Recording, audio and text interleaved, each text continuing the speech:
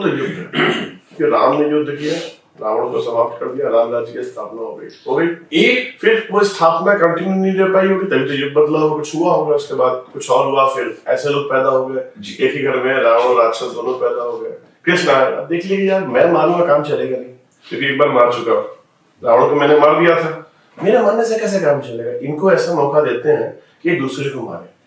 7 अक्षरी सेना इधर, 11 उधर, 18 अक्षरी मतलब तो 180 करोड़ संख्या का अगर मैथमेटिकल वर्क करना, 180 करोड़ लोग उस युद्ध में मारे गए। 18 अक्षरी सेना का विनाश हो गया, मर गया आपस में। तो इसलिए कि जब जब ऐसे आओगे तो तुम्हारा अंत, या तो ये प्रदर्शन करने ईश्वर आए थे तो युद्ध को रोकने नहीं, युद्ध को जिस भी तरीके से रोकना चाहे, ऐश्वर्य कहना चाह रहे कि मेरे युद्ध को रोकने की कोशिश की, फिर भी नहीं रोका। बड़ी बार क्या है, दुर्योधन को मना है, पर ये भी है कृष्ण चला के हवा को शुक्ली देख के आते थे, बेचारा फिर भड़क जाता था। अंत में युद्ध हुआ, बहुत समय लगाया गया, युद्ध हुआ और सारे लोग मारे गए। उस युद्ध में कृष्ण ने कहीं पर भी कोई हथियार नहीं उठाया और क्या दिया, गीता ज्ञान दे दिया कि मरते रहो, जीते रहो, कुछ कुछ करते रहो। ये जो चेंजेस भगवान बार बार ला रहे हैं या अपने स्वरूप में ला रहे हैं, जो हमारा संस्कृति कहना चाह रहा है, और बेसिकली कहीं ना कहीं तो आपको पहुंच रहा है कि आप मर्यादा में रहोगे तो धोबी की वजह से पत्नी छोड़ दिए हो तो क्वेश्चन कभी आ जाएगा, तो तुम्हें पकड़नी क्या चीज है, क्या समझना है इस जो सांस्कृतिक विकास से है, उस पर आप कुछ। सभ्यता और संस्कृति। सभ्यता का मतलब होता है कि आपके पास क्या है, बड़े आसान शब्दों में, और संस्कृति का मतलब होता है कि आप कैसे हैं। हमारी संस्कृति का अंदाज कैसे लगाया जाएगा, हम कैसे हैं को देख के, और हमारी सभ्यता, हमारे पास क्या है। तो क्या है और कैसे है के बीच में जो पूरे फासले हैं या जो पूरी यात्रा चल रही है, वो पूरा का पूरा खेल इसी का है। तो हमारे पास क्या तो है, लेकिन उसको हम उसके अनुरूप अपने आप को, दूसरी चीज सकारात्मक और नकारात्मक, सत रज तम, त्रिगुणात्मक है हमारी प्रकृति। साइंस कह देता है कि उन्होंने कहा कि इलेक्ट्रॉन, न्यूट्रॉन, प्रोटॉन, वहां 3 की बात आ गई। हमने कह दिया कि ब्रह्मा, विष्णु, महेश। जब हम धार्मिक दृष्टि से देखते हैं, इन तीनों की अगर मैकेनिज्म देखा जाए, कार्यप्रणाली देखी जाए, तो वही है ना, निर्माण, रक्षण और संहार, विसर्जन। विसर्जन उसको अपन कहेंगे। तो अब सत रज तम त्रिगुणात्मक प्रकृति है। तो अगर मान लीजिए रज को एक हिसाब से हम ये माने कि वो एक्सिलरेटर है, और तम आप कहते हैं रोकता है, ब्रेक है। तो अगर सिर्फ स्पीड हो, ब्रेक ना हो, तो यात्रा, और ब्रेक ही ब्रेक हो और स्पीड ना हो तो यात्रा, और ब्रेक और स्पीड हो लेकिन स्टीयरिंग ना हो, जहां पे आपको road load condition of vehicle, condition of driver और जो तमाम चीजें आपको के अगर वो ना हो तो जितना आवश्यक आपके लिए रज है उतना ही आवश्यक आपके लिए तम है, और उतना ही आवश्यक आपके लिए सत है। तो सत जो हो गया वो आपका कंट्रोलिंग पावर हो गया। यही है ना ट्रायंगल ही बनाना, सत रज तम का। तो जिसको ये कहा जाता है कि आप प्रदूषण मुक्त नहीं कर सकते, लेकिन प्रदूषण को नियंत्रित कर सकते हैं। अग्नि से का प्रति स्वभाव है धुआं निकलना। अब आप कहें कि अग्नि से धुआं ना निकले, तो उसके लिए क्या करना पड़ेगा हमें? हमको अग्नि बुझानी पड़ेगी, अग्नि मिटानी पड़ेगी। लेकिन उस प्रदूषण को हम समाप्त नहीं कर सकते, लेकिन उसको हम नियंत्रण कर सकते हैं। तो ये जो तमाम जितनी भी मान्यताएं जिनको हम कहते हैं, सीमाएं, वर्जनाएं, हमेशा हमारे और आपके विध्वंस का या हमारी और आपकी क्षमता को कम करने के लिए नहीं होती। कभी कभी वर्जना हमारे सृजन में भी कारक होती है, कि जिसको आप मर्यादा आपने कह दिया। सीमा। तो अगर आपको असीम भी होना है तो आपको एक निश्चित सीमा तक तो जाना पड़ेगा ना, जितनी सीमा आपको अपनी आंख से दिखाई दे रही है।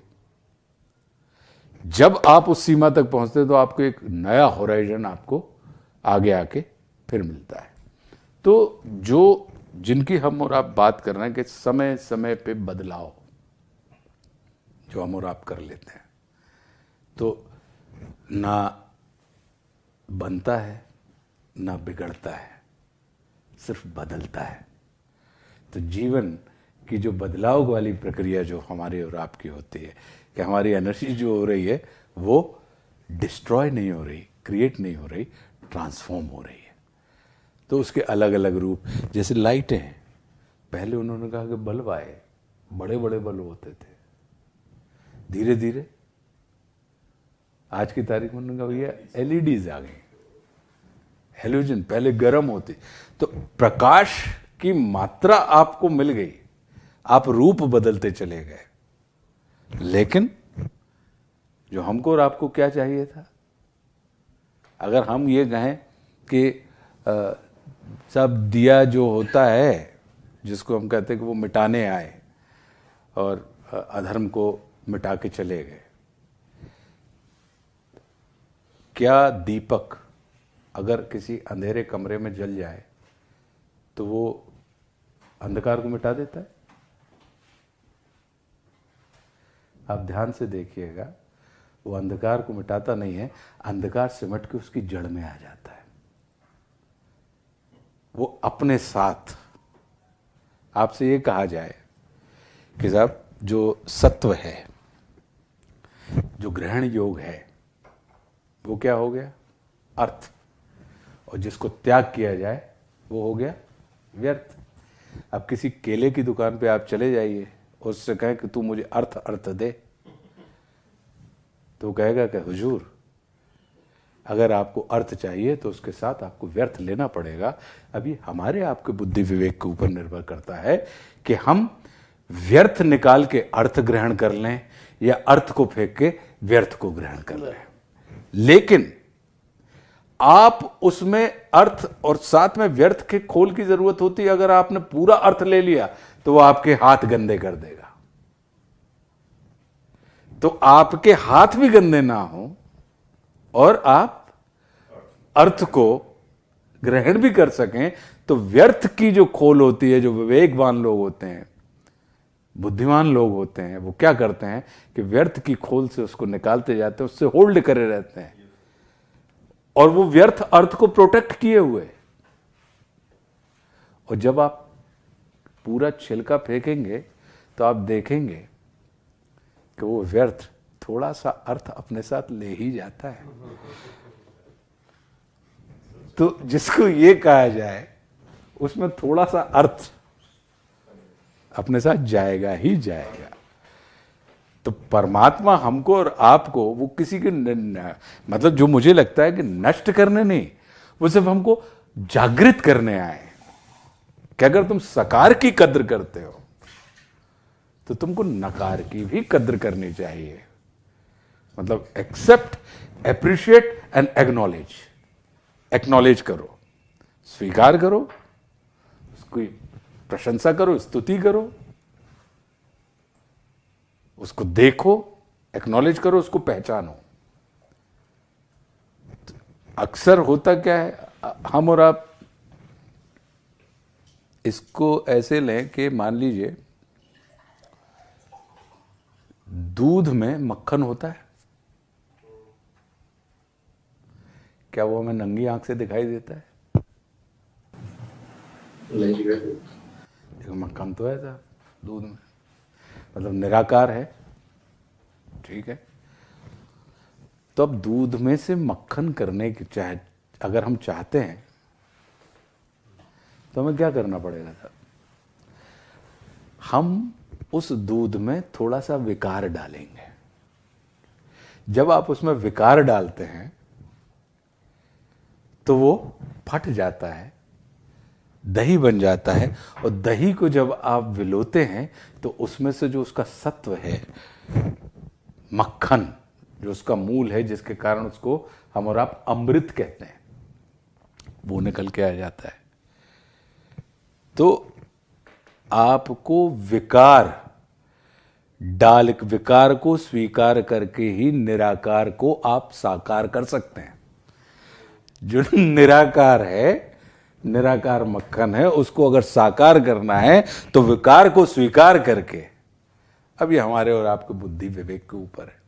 तो परमात्मा जो मुझे लग रहा है कि हमारे जितने भी बुजुर्ग हुए हैं, परमात्मा श्री राम, परमात्मा श्री कृष्ण, बुद्ध, महावीर या और संत जो हमारे गुरु नानक देव, कबीरदास जी, संत रैदास जी, तुलसीदास जी, ये जो लोग आते चले गए और निरंतर आते रहते हैं, वो हमको और आपको स्वीकार की भाषा सिखाते हैं,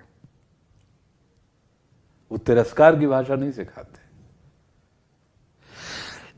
स्वीकार सिखा के वो कहते हैं कि सार सार को हमको और आपको चावल चाहिए, तो अर्थ के साथ व्यर्थ बोना पड़ेगा। चावल काहे से भुगता है? आपको चावल प्राप्त करना है तो धान बोनी पड़ती है, और जब उसमें से धान बोते हैं चावल निकल आता है। जैसे ही चावल निकला, आपने थ्रेशर में डाला, उसको सारी चीजें